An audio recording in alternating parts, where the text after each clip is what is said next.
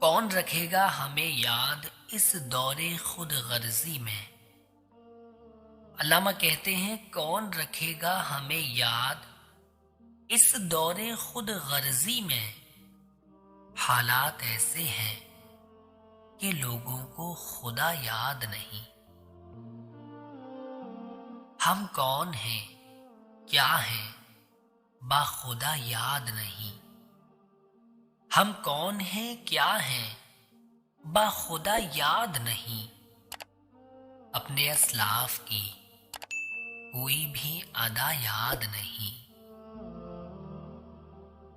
है। अगर याद तो काफिर के तराने ही बस है। अगर याद तो काफिर के तराने ही बस है। अगर नहीं याद तो मस्जिद की सदा याद नहीं।